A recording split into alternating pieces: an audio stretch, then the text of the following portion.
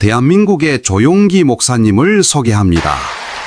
오늘 저는 여러분과 함께 주님 중심의 삶이란 제목으로 은혜의 말씀을 나누고자 합니다.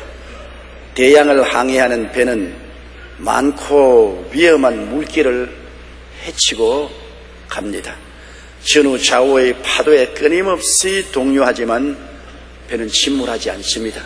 그 이유는 배를 만들 때 배의 중심이 배 밑에 굳건히 놓이게 해놓았기 때문인 것입니다.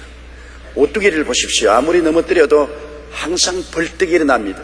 저는 어릴 때 오뚜기를 보고 신기하게 느꼈습니다. 넘어뜨리면 팔딱 일어나고 넘어뜨리면 팔딱 일어나고. 그래서 불태전의 생활을 하는 사람 보고 오뚜기 같은 인생이라고 말합니다. 넘어뜨리면 일어나고 넘어지면 또 일어나는 것입니다. 그 이유는 오뚜기의 배 밑에 무게 중심을 갖도록 납덩어리를 고정시켜 놓았기 때문에 밑에 납덩어리가 있으므로 가벼운 위에 있는 물체는 바로 복원되고 바로 복귀하는 것입니다. 인간도 개인이나 국가가 그 중심을 잘못 잡아놓으면 역사의 포도 속에 침몰하고 마는 것입니다. 인생을 살아가는데 개인적으로 국가적으로 억센 파도를 헤치고 가야 되는 것입니다. 개인도 태어나서 한평생을 사는 동안에 수많은 크고 적은 파도를 헤치고 나가야 되고, 한 국가도 역사라는 파도 속에 침몰을 계속하고 있는 것입니다. 명멸을 계속하고 있는 것입니다. 그러므로 이 파도를 능히 이기고 건너가기 위해서는 첫째로 하나님 중심으로 살지 않으면 안 됩니다. 하나님 중심이 밑에 꽉 서 있지 않으면 개인의 풍파와 파도, 역사적인 파도에 반드시 전복되고 침몰되고 마는 것입니다. 성경은 시편 127편 1절로 2절에 야훼께서 집을 세우지 아니하시면 세우는 자의 수고가 헛되며 야훼께서 성을 지키지 아니하시면 파수꾼의 경성함이 헛되도다. 너희가 일찍 일어나고 늦게 누우며 수고의 떡을 먹으며 헛되도다. 그러므로 야훼께서 그의 사랑하시는 자에게는 잠을 주신다고 말씀하고 있는 것입니다. 하나님이 중심에 꽉 앉아 계셔서 우리 중심을 붙잡아 주지 아니하시면 다가오는 파도에 휘청휘청 하다가 침몰해버리고 마는 것입니다. 이거는 개인도 그렇고 국가도 그렇고 세계도 그렇고 한 가지인 것입니다. 하나님 이외에 다른 중심이 있을 수가 없습니다. 하나님이 우리 중심이 되어 있어야 우리는 평안하게 마음의 안심을 하고 살아갈 수가 있는 것입니다.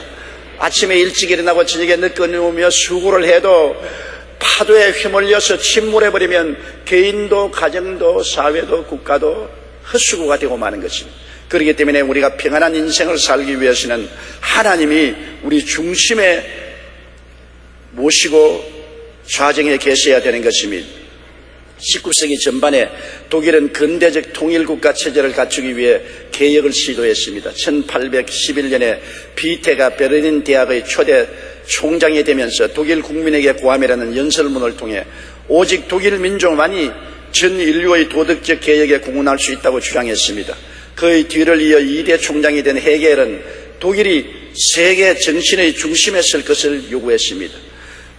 세계 중심이 되는 것은 좋지만은 잘못되면 세계에서 자기만이 유일한 존재라고 생각하는 오류를 범하게 되는 것입니다. 나치 독일 시대에 와서는 맹목적으로 아리안 민족의 우수성을 강조한 결과 세계 지배를 정당화하는 잘못을 범하고 온 유럽을 전쟁의 불도가니 속에 휘몰아 넣었습니다. 그 결과 역사의 파도에 독일은 침몰하고 말았습니다. 독일은 하나님을 중심으로 모셨으면 침몰 안 했을 것입니다. 독일 민족의 우수성을 중심으로 삼았기 때문에 그는 역사의 파도에 침몰하고 마는 것입니다. 일본도 이와 비슷합니다. 그들은 자신들이 숭배하는 천황을 아마테라스 오미가미라는 황신으로 신격화하고 이를 통해 아시아와 세계 지배를 정당화하고 일본 제국주의의 근거를 만들었던 것입니다. 그러나 하나님 중심으로 서지 않은 일본 역시 역사의 거대한 파도를 만나서 침몰해버리고 말한 것입니다. 소련의 공산주의는 하나님 없다고 하는 무신론이며 영혼도 정신도 없다고 하는 유물론을 주장했습니다. 칼 막스는 종교는 인간이 만들었다며 종교는 아편이라고 신의 존재를 부인했습니다. 엥겔스 역시 정신은 물질의 생물학적 부산물이라며 인간의 영혼을 인정하지 않았습니다. 이처럼 신을 부정하고 철저한 인본주의와 무신론 위에 발전한 소련 공산주의는 결국 역사의 삼각 파도를 만나서 처참하게 침몰해버리고 마는 것입니다. 우리는 역사를 통해 하나님 중심으로 살지 않고 인간의 신념과 사람을 우상화한 민족과 국가는 반드시 역사의 파도를 만나서 침몰한다는 사실을 뚜렷이 알 수가 있는 것입니다. 우리가 오뚜기같이 늘 일어나기 위해서는 우리의 중심에 하나님이 계셔야만 되는 것입니다. 하나님이 중심을 잡고 계시지 아니한 개인도 사회도 국가도 반드시 인생의 파도에 휘몰려 조만간에 침몰해버리고 마는 것입니다. 그래서 역사의 파도를 만나 침몰한 개인이나 사회나 국가나 세계가 역사상에 너저러분하게 기록되어 있는 것입니다. 그러나 인류 역사상 전성기를 이뤘던 나라와 민족을 보면 그들은 철저히 하나님을 중심으로 했을 때 놀라운 축복을 받고 영향력을 발휘했습니다. 독일의 마르틴 루터가 종교개혁을 일으킨 이후 독일 문학의 중심이 성경이 되었습니다. 독일의 음악이 찬송이 되고 독일의 법과 철학이 하나님을 탐구하는 학문이 되었었습니다. 독일의 문화와 철학이 온 유럽과 세계를 지배하게 되었던 것입니다. 그럴 때 독일은 엄청나게 번창하고 세계에 영향력을 미치는 나라가 되었습니다만 그 위에 하나님을 저버리고 독일 민족을 우상화하고 하나님을 중심에서 내어 쫓아버리고 난 다음 파멸하고 말았던 것을 알 수 있습니다. 작은 산악당에 불과했던 스위스 역시 칼빈에 의해 개신교가 뿌리 내린 후 세계에서 GNP가 가장 높은 나라가 되고 세계가 부러워해서 잘 사는 나라가 되고 마는 것입니다. 하나님이 스위스의 중심에 서니까 그렇게 자연 자원이 없고 산악이 많은 빈약한 나라도 세계에서 가장 잘 사는 나라 중에 한 나라가 된 것입니다. 덴마크도 마찬가지입니다. 덴마크는 오스트리아와 프루시아와의 전쟁에서 참패하고 기름진 땅 슈르스위아와 홀슈타인을 다 빼앗기고 눈서리치는 북부의 유트란드 반도밖에 없는 처참한 처지에 있게 된 것입니다. 국민들은 좌절하고 낙심하고 제대한 군인들은 술주정뱅이가 되고 아가씨들은 몸을 팔아야 먹고 사는 처참한 지경이 됐었습니다. 그럴 때 구른투비 목사가 일어나서 하나님을 사랑하자, 나라를 사랑하자, 자연을 사랑하자는 참여운동을 일으켜 처체 학교를 세우고 성경 중심의 교육을 시켰습니다. 하나님이 중심이 되자 100년 내에 덴마크는 세계에서 가장 우수한 농업국가가 되고 잘 사는 나라 중에 손꼽히는 나라가 되어버리고 마는 것입니다. 역사의 파도를 만나 침몰했지만은 하나님을 중심으로 모시자 다시 재기에 일어나서 세계적인 1등 국가가 되었던 것입니다. 영국의 전성시대는 말씀으로 나라를 통치했던 빅토리아 여왕시대인 것입니다. 빅토리아 여왕은 항상 성경을 옆에 두고 살았다는 것입니다. 언제나 성경을 읽고 성경 속에 계신 하나님을 예배하고 찬미하는 삶을 살았었습니다. 그런데 빅토리아 여왕 시대에 영국은 해가 지지 않은 나라로 불릴 정도로 전성기를 구가했던 것입니다.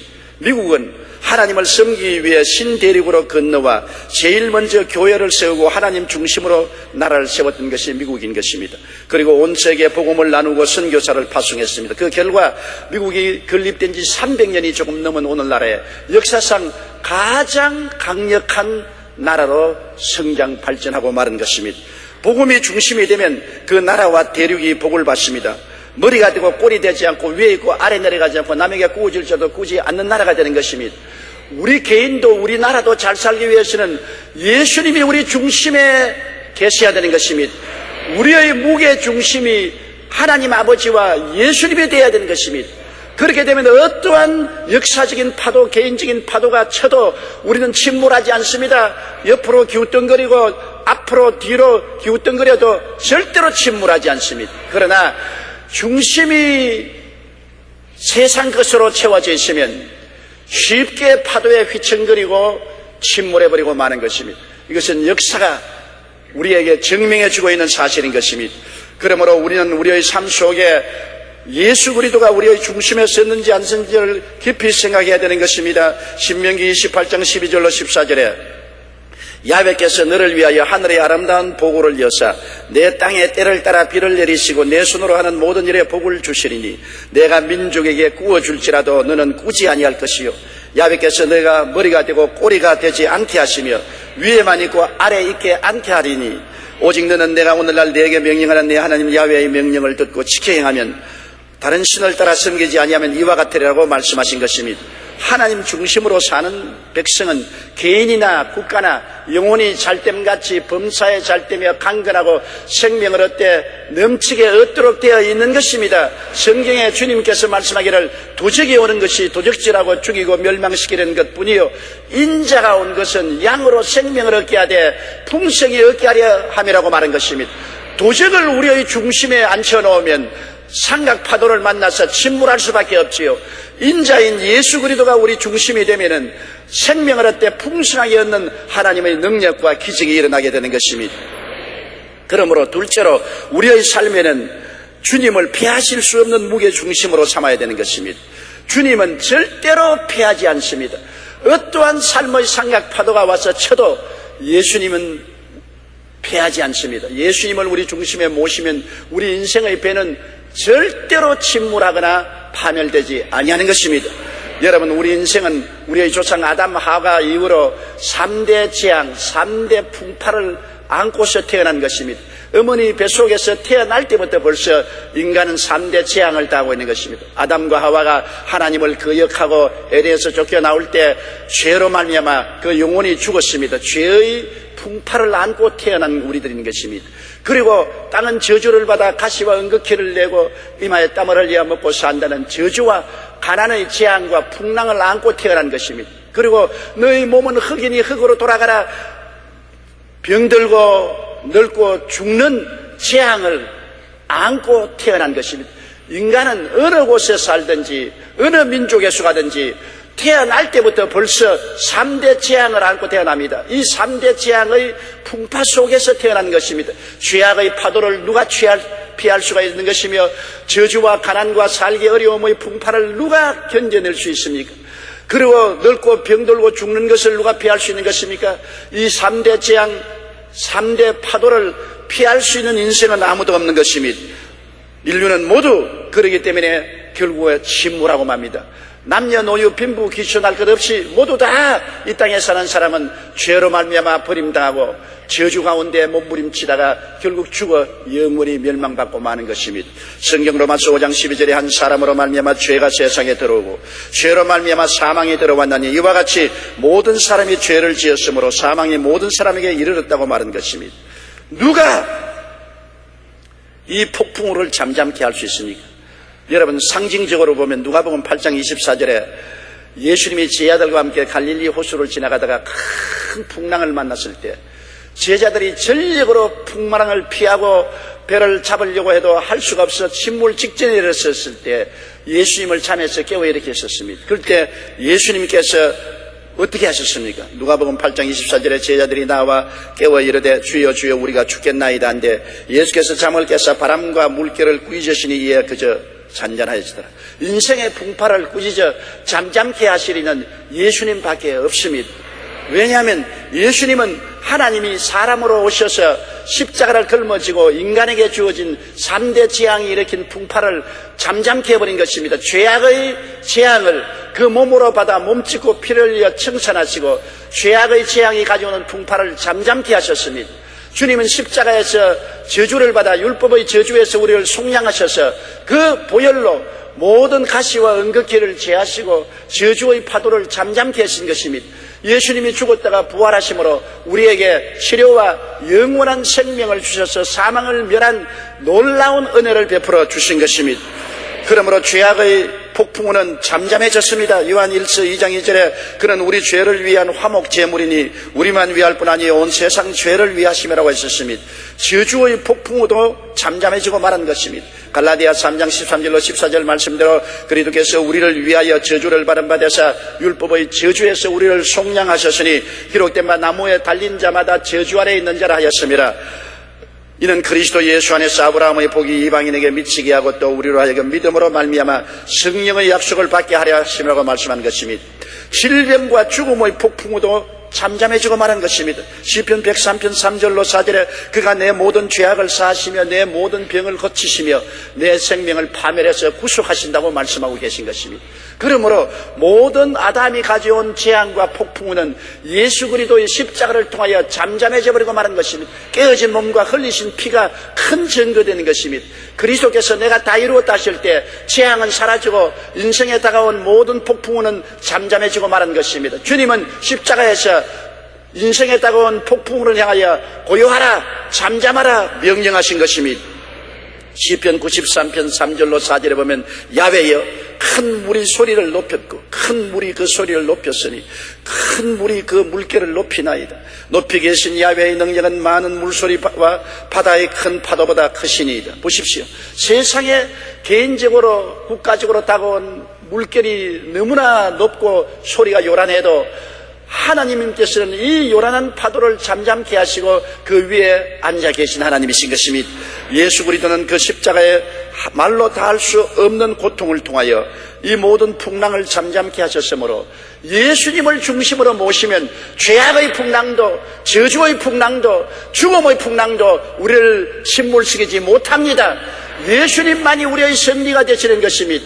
예수님은 철학이 아니요 과학이 아닙니다. 예수님은 종교가 아닙니다. 예수님은 우리의 삶을 지탱해주는 중심이 되는 것입니다. 야훼께서 집을 세우지 아니하시면 세우는 자의 수고가 헛되며 야훼께서 성을 지키지 아니하시면 파수꾼의 경성함이 허사라고 하신 말씀대로 예수님이 우리 집의 중심이 되고 예수님이 우리 성의 중심이 되면 어떠한 풍파가 일어나도 침몰하지 않습니다. 우리는 마음에 큰 평안과 안식을 가지고 살 수 있는 것입니다. 사망아 너희 이기는 것이 어디 있느냐, 사망아 너희 쏘는 것이 어디 있냐고 사망을 향하여 우리는 조롱할 수 있는 것입니다. 환난이나 공고나 적심이나 위험이나 기근이냐 죽음이냐 칼이랴 이 모든 일에 우리를 사랑하시는 이로 말미암아 우리가 넉넉히 이긴다고 말씀하신 것입니다.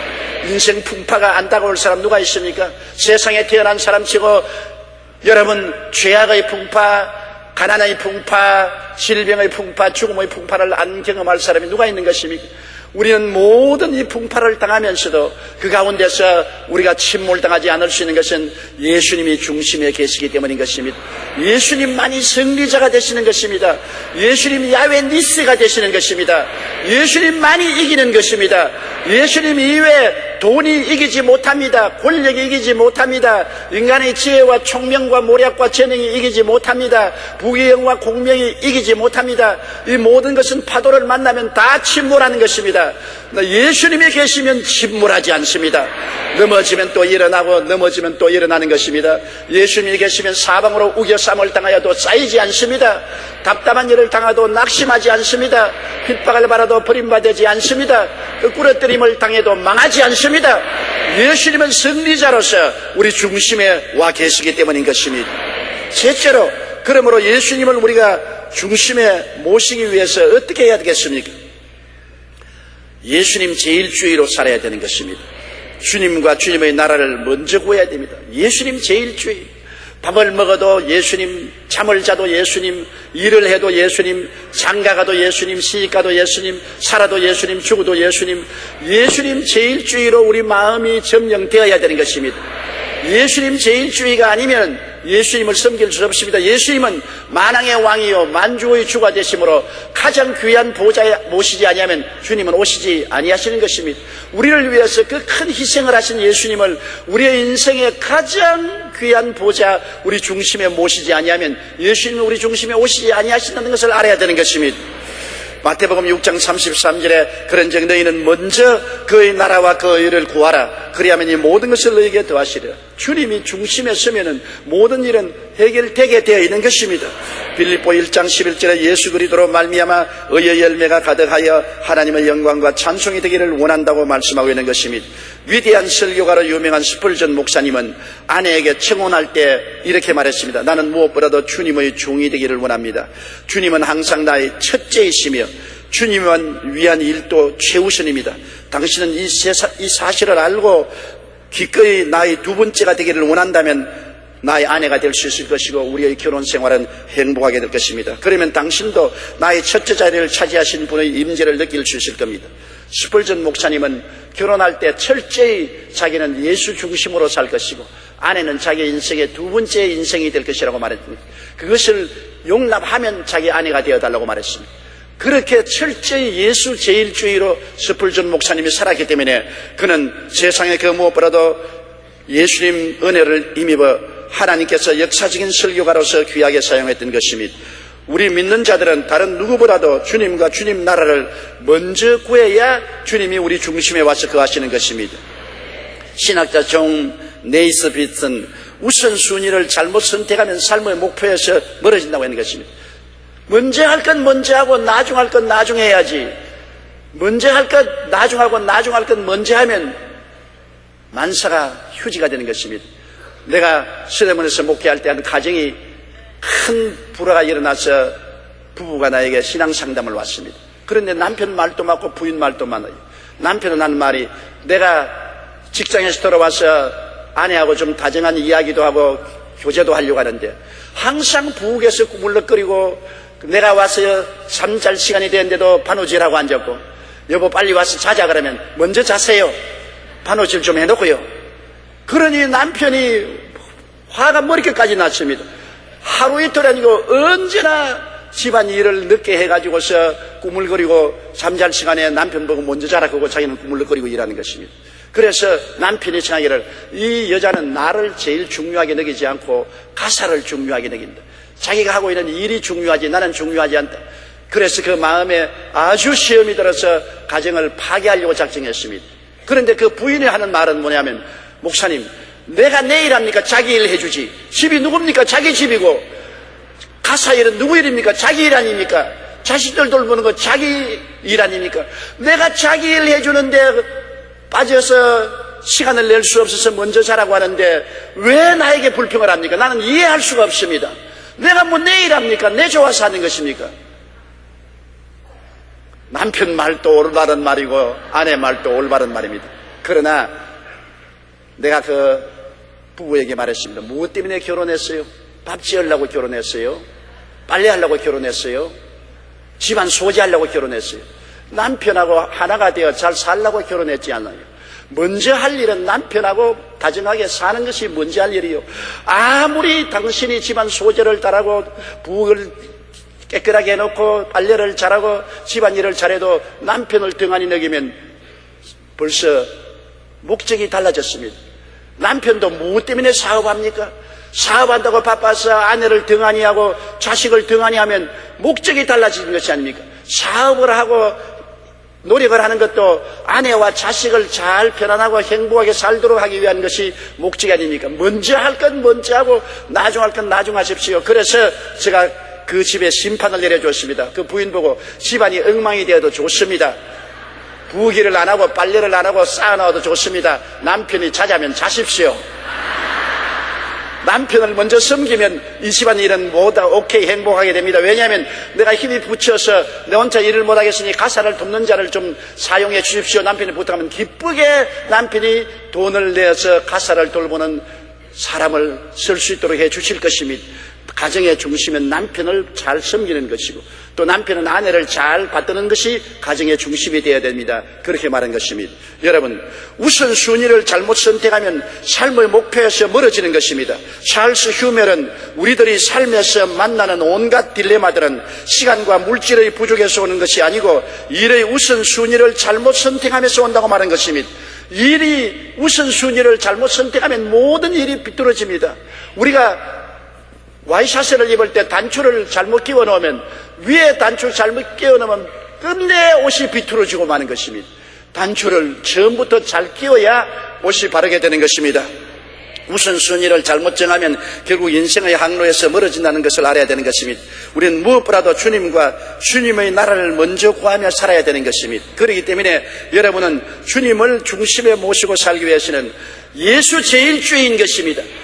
무엇보다도 예수님을 제일 주의로 하고 그 다음에는 무엇을 먹을까, 무엇을 입을까, 무엇을 마실까는 주님께 맡기면 주님이 돌보아 주시는 것입니다. 주님은 죽은 하나님이 아니신 것입니다. 살아 계시고 우리와 함께 거하신 하나님이요 전지 전능 무소부재하신 하나님인 것입니다. 주께 능치 못하심이 없습니다. 주님이 문을 열면 닫을 자가 없고 닫아놓으면 열 자가 없습니다. 주님이 축복해 주시려면 순식간에 복을 주시고 주님이 바람으로 불어버리시면 있는 것 다 날아갈 수 있는 것입니다. 예수님을 중심으로 섬기고 예수 조일주의로 살아야 주님 중심으로 살아갈 수가 있는 것입니다. 그 다음으로 우리는 주님의 계명을 지켜야 되는 것입니다. 성경에는 나를 사랑하면 나의 계명을 지키리라고 말한 것입니다. 우리가 주님의 큰 은혜를 받았으므로 주님이 우리에게 주신 계명을 지켜야 되는 것입니다. 주님이 주신 계명은 우리를 괴롭게 하기 위해서 준 것이 아닙니다. 계명이란 우리가 위험에 빠지지 않게 철조망을 쳐놓은 것을 말하는 것입니다. 이 철조망을 건너가면 영육간에 큰 상처를 입고 위험을 당할 것이니 철조망을 건너가지 말라고 쳐놓은 것이 바로 주님이 우리에게 주신 계명입니다. 계명을 두려워하지 마십시오. 계명을 우리를 괴롭히려고 준 것으로 생각하지 마십시오. 항상 계명은 우리가 상처 입지 않고 올바르게 살 수 있는 길을 열어주는 것입니다. 출애굽기 20장 33절로 17절에 보면 나 외에 다른 신을 내게 두지 말라 했습니다. 우리가 하나님 이외에 다른 신을 주면은 벌써 우리는 잘못된 길로 걸어가고 파멸로 걸어가는 것입니다. 하나님 밖에 우리에게 신이 없습니다. 하나님만이 창조주가 되십니다. 우상에 절하지 말라. 돈도 지위도 명예도 권세도 남편도 아내도 어떤 것도 하나님보다 더 사랑하면 안 되는 것입니다. 우상이 되어서는 안 되는 것입니다. 야훼의 이름을 망령되이 부르지 말라. 하나님을 우습게 생각하고 하나님을 조롱의 대상으로 농담의 대상으로 생각해서는 안 되는 것입니다. 안식일을 그렇게 지켜라. 오늘 이와 같이 성수주일에서 하나님을 섬기는 것 대단히 중요한 것입니다.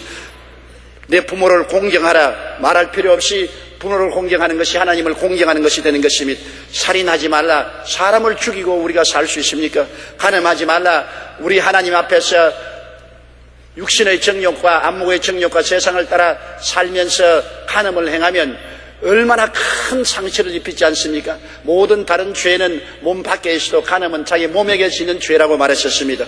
그러므로 간음하지 말라고 말하셨습니다. 도둑질하지 말라. 하나님의 물건도 도둑질하지 말고 이웃의 물건도 도둑질하지 말아야 되는 것입니다. 내 이웃에 대하여 거짓 증거하지 말라.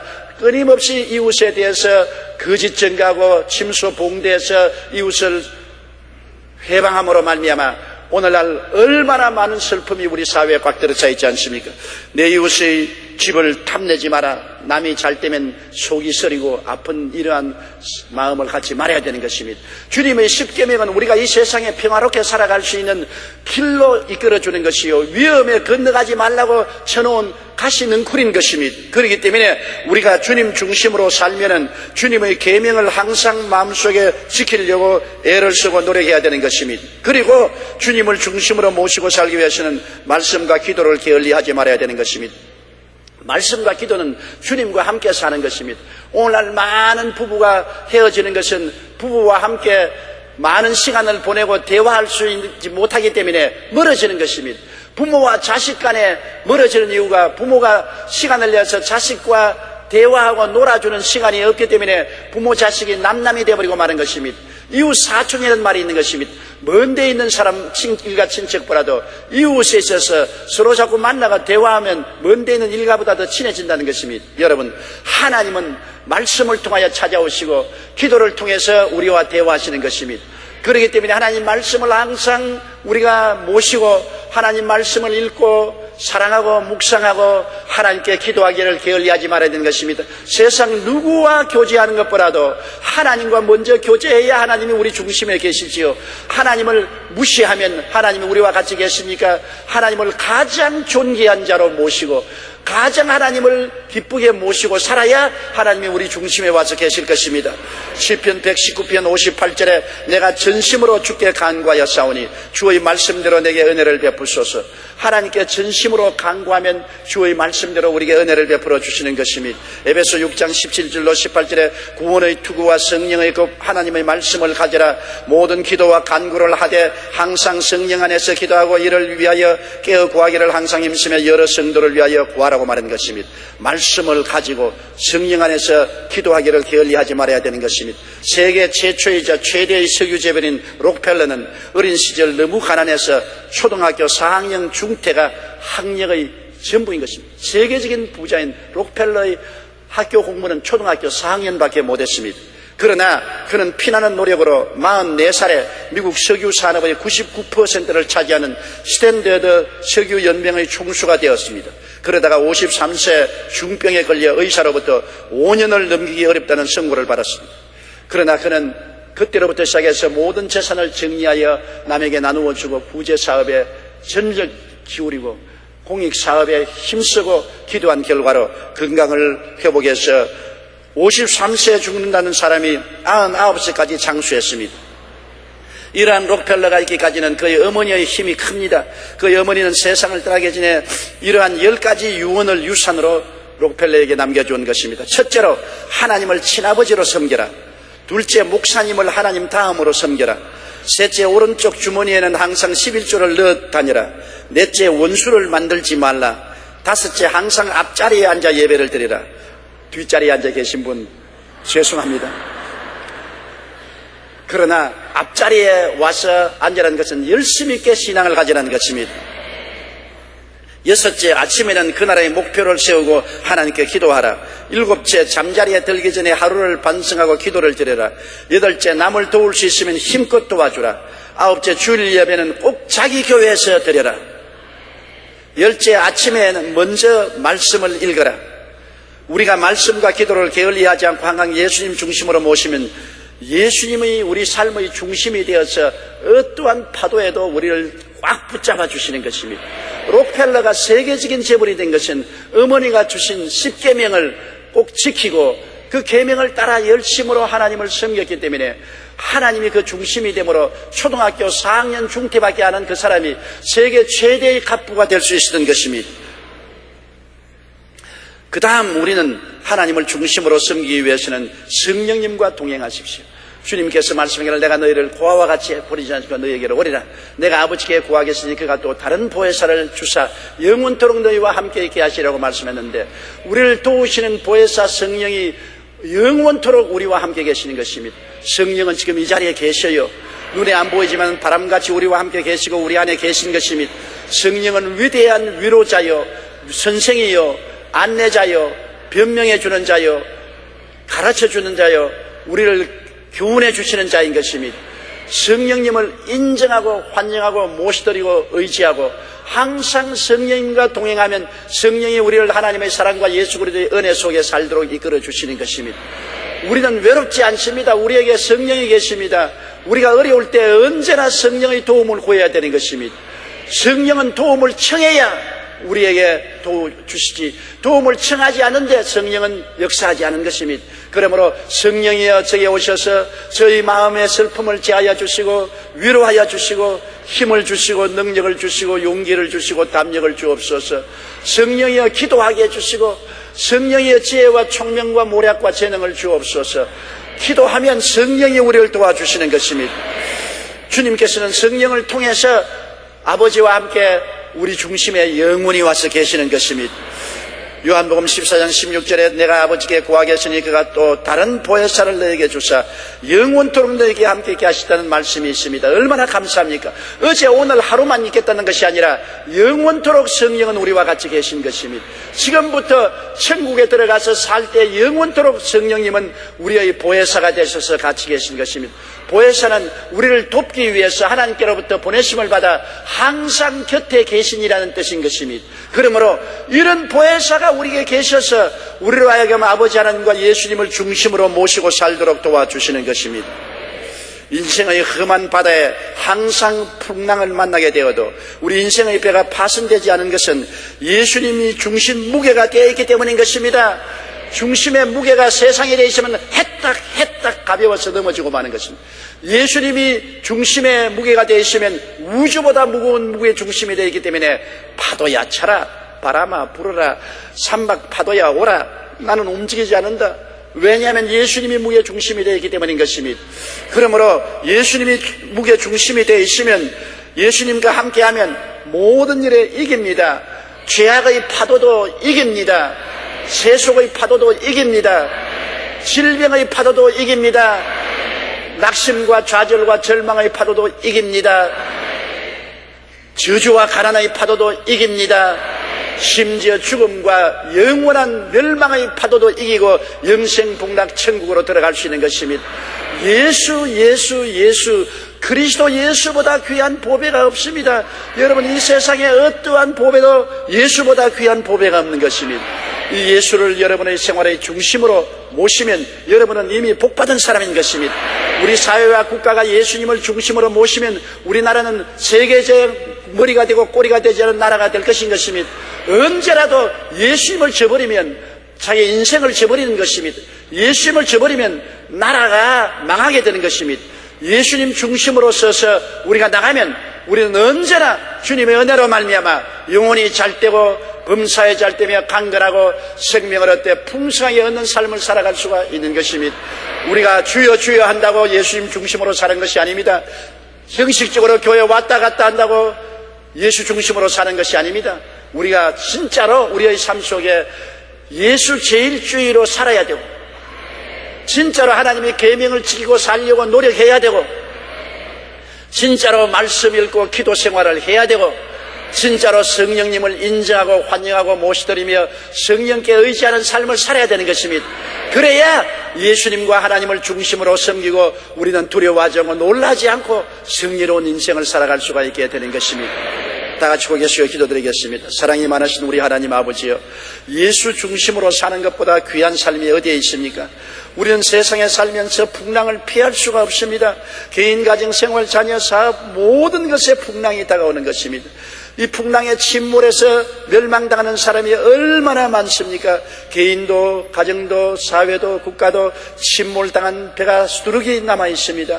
그러나 우리가 예수 중심으로 살면은 어떠한 풍랑을 다가와도 침몰당하지 않사옵니다. 예수 중심으로 더욱 깊이 들어갈 수 있는 우리들이 되게 도와주시옵소서. 예수님 이름으로 기도드리옵나이다. 아멘. 할렐루야. 아멘. 목사님 감사합니다. 구독과 좋아요는 제작하는 데 힘이 됩니다. 감사합니다.